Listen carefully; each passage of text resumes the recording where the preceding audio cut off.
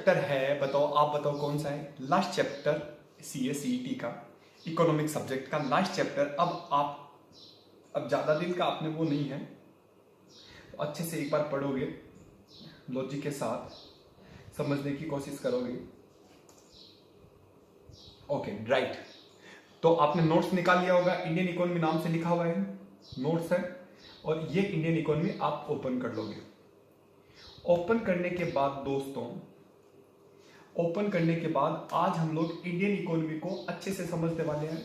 और मैं वापस एक बार रिपीट कर रहा हूं दोस्तों, 2 चैप्टर आपकी जिंदगी में ऐसे आए ना जो बजा के रख दिया आपकी। Number 1 finance market. अगर वैसे देखा जाए तो फाइनेंस मार्केट दोस्तों इतना कोई हार्ड चैप्टर नहीं है, वापस रिपीट कर रहा हूं, देखा जाए तो फाइनेंस मार्केट इतना टॉपिक वो नहीं है, चैप्टर हार्ड नहीं है। बस उस चैप्टर में डिटेल में चीजें दे रखी है और हर चीज को कवर किया। फाइनेंस मार्केट मतलब बैंकों को भी कवर कर लिया, कैपिटल मार्केट को भी कवर कर लिया, नए नए स्टार्टअप को भी कवर कर लिया, एनबीएफसी को भी कवर कर लिया, कोऑपरेटिव बैंक को कवर कर लिया, मतलब कुछ भी छोड़ा नहीं है। तो चैप्टर बहुत बड़ा है, तो इसका अपन कुछ कर नहीं सकते। बाकी चैप्टर में बार बार पढ़ते रहो, बार बार पढ़ते रहो, बार बार पढ़ते रहो, तो दोस्तों मजा आ जाएगा। Right everybody? तो यहां पे अपना जो नेक्स्ट चैप्टर आ रहा है, उस चैप्टर का नाम है इंडियन इकोनॉमी। उस चैप्टर का नाम है दोस्तों इंडियन इकोनॉमी। और इंडियन इकोनॉमी जो चैप्टर है, सबसे बड़ी बात मैं आपको बता रहा हूं, सबसे बड़ी बात क्या बता रहा हूं, इंडियन इकोनॉमी को भी मैं अभी कोऑपरेटिव बैंक की तरह ही अच्छे से पढ़ाने वाला हूं। मेरे साथ साथ इंडियन इकोनॉमी की हर एक लाइन को पढ़ेंगे, और जो जो मुझे अच्छी लग रही है उस लाइन को मैं रेड कलर से कर रहा हूं, ताकि जब आप वापस पढ़ोगे तो भाई साहब मजे आ जाएंगे। आपको ध्यान से सुनना, और मैं याद करवा के छोड़ दूंगा आपको। जैसे अभी कोऑपरेटिव बैंक याद करवाया था, मीनिंग क्या होता है, डिफरेंस क्या होता है, हिस्ट्री क्या होती है और स्ट्रक्चर क्या होता है। Right everybody? बस खत्म बात। ओके चलो आओ, देखो दोस्तों, इंडस्ट्री में आपने याद है क्या 3 प्रकार के सेक्टर पढ़े होते थे। इंडियन इकोनॉमी, देश की, हमारे देश की इकोनॉमी क्या है, तो इकोनॉमी की अगर बात करें तो 3 प्रकार के सेक्टर होते हैं। एक होता है प्राइमरी सेक्टर, एक होता है सेकेंडरी सेक्टर। याद करो, प्राइमरी सेक्टर, सेकेंडरी सेक्टर में मैन्युफैक्चरिंग आ जाती है, और थर्ड सेक्टर है सर्विस सेक्टर, जिसे टर्सरी सेक्टर बोलते हैं। तो यहाँ पे there are 3 type of sector. उसमें से सबसे पहले हम लोग जो सेक्टर पढ़ने वाले हैं दोस्तों, वो सेक्टर है आपका प्राइमरी सेक्टर। प्राइमरी सेक्टर में एग्रीकल्चरल रिलेटेड एक्टिविटी आती है, और उससे रिलेटेड, जब उससे रिलेटेड होती है तो उसे बोलते हैं अलाइड सर्विसेज।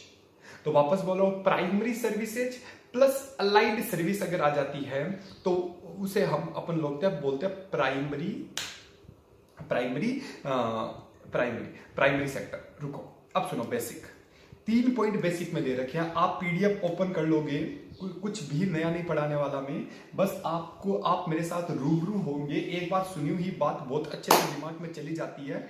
और मेरा वादा है आपसे, पूरी कोशिश करूंगा कि ये चैप्टर भी आपके दिमाग में मैं डाल के छोड़ूं। और आपके पास पीडीएफ है, बड़े अट्रैक्टिव पीडीएफ है, देखोगे तो मजा आ जाएगा। ठीक है, सुनो, एग्रीकल्चर, आपको पता है दोस्तों हमारे देश में agriculture is the prime source of livelihood for about 58% of the India population. मतलब देश में 58% लोग अपना जीवन एग्रीकल्चर की इनकम से बिताते हैं। एग्रीकल्चर जीने का सबसे अच्छा साधन है। मतलब 58% लोगों का जीवन एग्रीकल्चर पे डिपेंड है। तो मतलब हमारे देश में अगर 125 करोड़ जनसंख्या है, 125 करोड़ का अगर 60% करते हैं तो आपका दोस्तों आता है 125 इंटू 75, लगभग 70 से 80 करोड़ लोग। लॉजिक देखो, 70 से 80 करोड़ लोगों का जीवन यापन एग्रीकल्चर के बेसिस पे हो रहा है। राइट, 58%। अब बात आती है सर 58% याद करना है। देखो, आपको रेडीमेड चीजें दे रहा हूं मैं, बस पढ़ना है खाली। जो आप उस स्टडी मटेरियल से पढ़ोगे, इस बार इससे पढ़ना, आपको मजा आ जाएगा। आप बोलोगे सर एकदम पूरा हिट हो रहा है, जो पढ़ना है रेड कर दिया। Okay, 2 number gross value added. देखो एक बात ध्यान रखना, रेड करने का मतलब है ये इंपॉर्टेंट लग रहे हैं मेरे को, लेकिन इसका मतलब ये नहीं कि जिसको मैंने रेड नहीं किया वो आप छोड़ के जाओगे। नहीं, पढ़ना पूरा है, मैं पढ़ा रहा हूं ना आपको। Gross value added, gross value added आपको नेशनल इनकम में पढ़ाया है दोस्तों। ग्रोस वैल्यू एडेड का मतलब होता है आपने देश के लिए कितना कमाया, आपने देश के लिए कितना वैल्यू एड किया। जैसे सपोज करो 100 रुपए की चीज लाके मैंने उसको कुछ बना के 200 रुपए में बेच दिया, तो मैंने देश के लिए 100 रुपए का एड किया, वैल्यू एडेड। ये net value added, GVA, GDP, gross value added by agriculture. Agriculture हमारी नेशनल इनकम में बहुत बड़ा योगदान देता है। नेशनल इनकम के टोटल में एग्रीकल्चर का बहुत बड़ा हिस्सा है।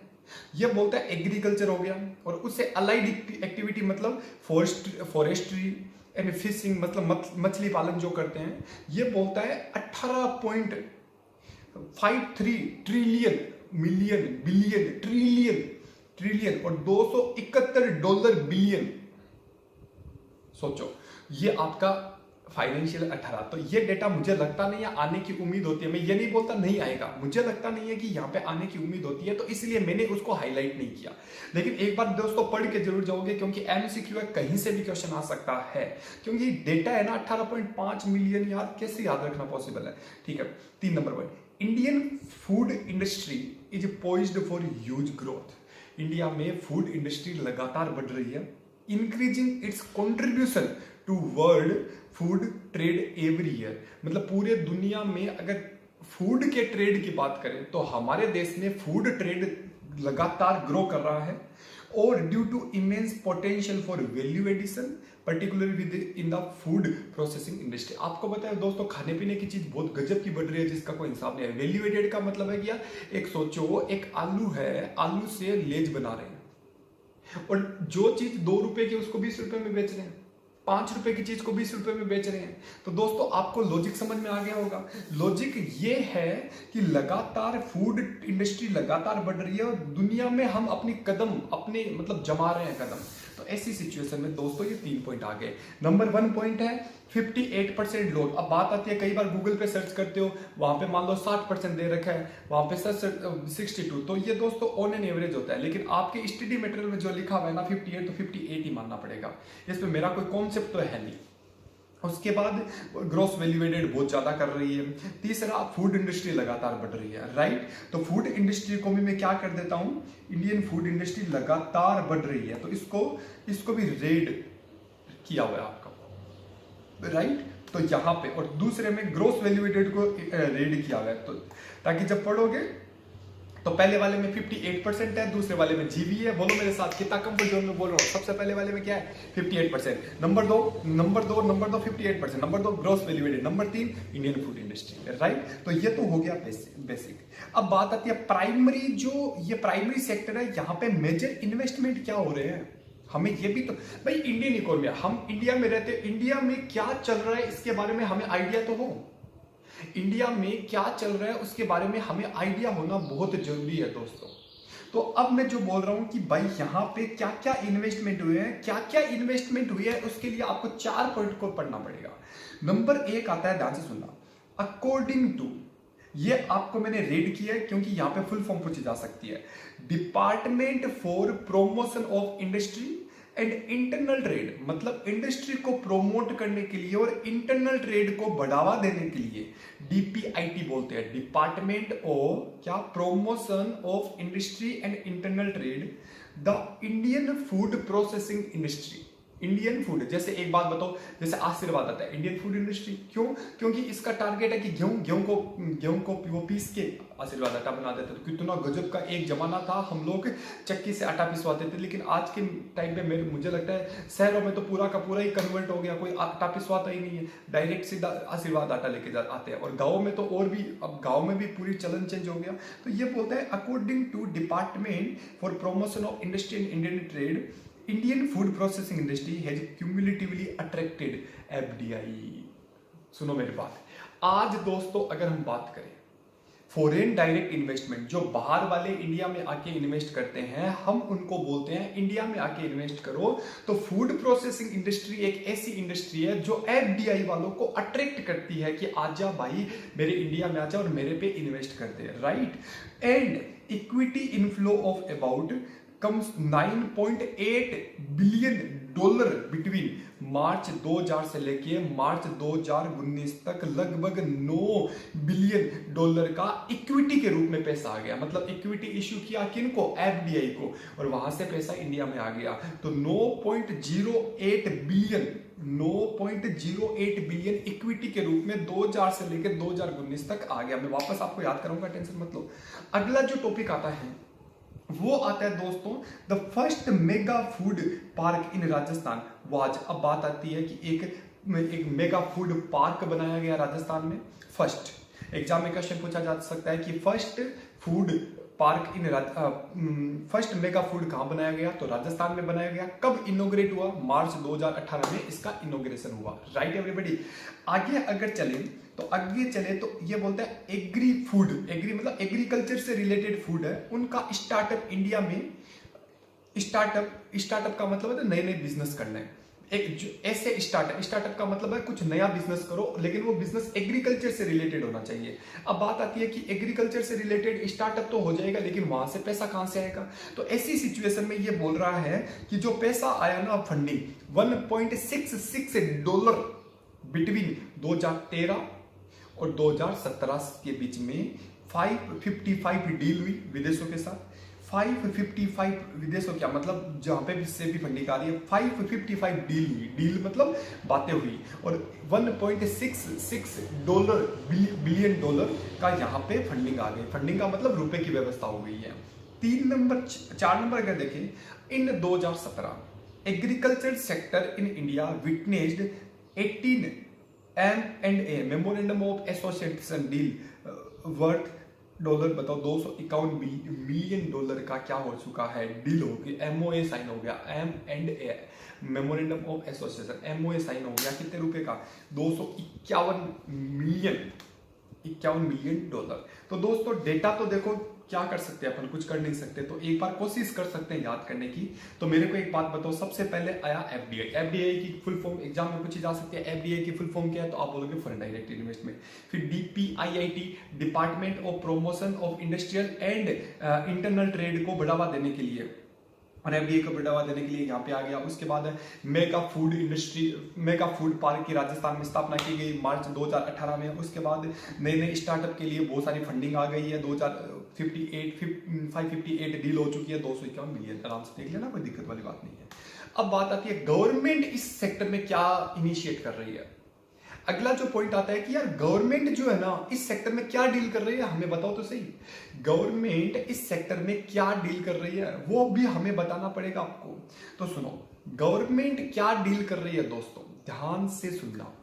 गवर्नमेंट की अगर बात करें तो गवर्नमेंट सबसे पहला पॉइंट क्या लेके आ रही है कि prime minister of India Narendra Bhai Modi ji prime minister of India launched प्रधानमंत्री किसान सम्मान निधि योजना।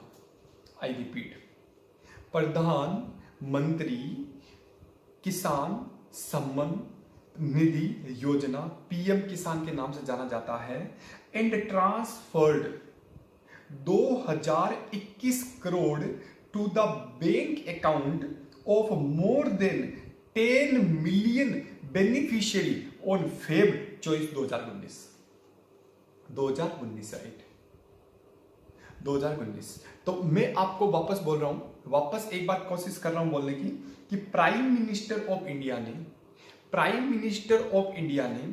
प्रधानमंत्री किसान सम्मान निधि योजना चालू की, जिसमें से 2021 करोड़ के आसपास बैंकों में रुपए ट्रांसफर किए टू मिलियन बेनिफिशियरी, जो इससे रिलेटेड है। बेनिफिशियरी का मतलब है जो इस पे हित रखने वाले हैं उनको।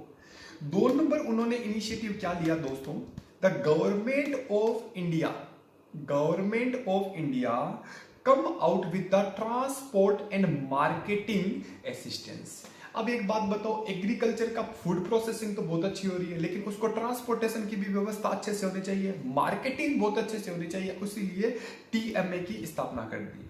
टीएमए का मतलब होता है transport and marketing assistance scheme to provide financial assistance for transport and marketing of agriculture product in order to boost agriculture export. ये क्या बोलता है कि भाई साहब एग्रीकल्चर प्रोडक्ट के ट्रांसपोर्टेशन के लिए और उसको मार्केटिंग करने के लिए जो बिजनेस है, जैसे सपोज करो मेरा ट्रांसपोर्टेशन का बिजनेस है और मैं एग्रीकल्चर प्रोडक्ट को इधर से उधर लेके जाता हूँ।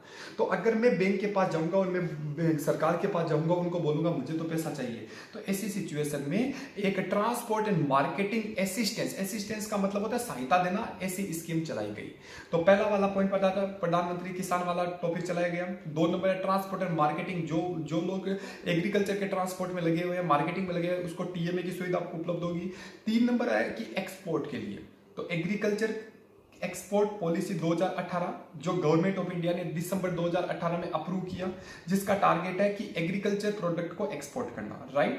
ओके, उसके बाद आपका दे रखा है 4 नंबर, कितने कुल मिला के 9 पॉइंट है, 9 पॉइंट है। तो एक काम करते हैं, यहां तक कंप्लीट करते हैं और अगली क्लास में कुछ नया, कुछ ताजा, कुछ मस्त मोला चीजें पढ़ने की कोशिश करेंगे। तो यहां तक मैंने आपको क्या पढ़ा दिया दोस्तों, यहां तक अगर अपन बात करें तो सबसे पहले मैंने क्या पढ़ाया, सबसे पहले मैंने आपको पढ़ाया कि भाई प्राइमरी एग्रीकल्चर एक्टिविटी में बेसिक क्या हुआ कि इतना परसेंट है, फिर आपका जीवी है, इंडियन आपका दे रखा है फूड इंडस्ट्री, बाद में एफडीआई आया और फिर एक यहाँ पे मैंने आपको मेजर गवर्नमेंट इनिशिएटिव के रूप में सबसे पहला प्राइम मिनिस्टर किसान वाला पढ़ा दिया, टीएमए मैंने आपको पढ़ा दिया, एग्रीकल्चर एक्सपोर्ट पॉलिसी मैंने आपको पढ़ा दिया। तो आज की क्लास हम कंप्लीट करते हैं, अगली क्लास हम कंटिन्यू करते हैं इसी नई चीज के साथ। और तब तक के लिए अपना ध्यान रखें, अच्छे से पढ़ ले, आपके पास पीडीएफ आ रखी है तो उसे अच्छे से पढ़ लेना। मुझे नहीं लगता कि कुछ नई चीज आपको पढ़ने की जरूरत पड़ेगी। ठीक है, चलो तब तक के लिए बाय बाय, टेक केयर।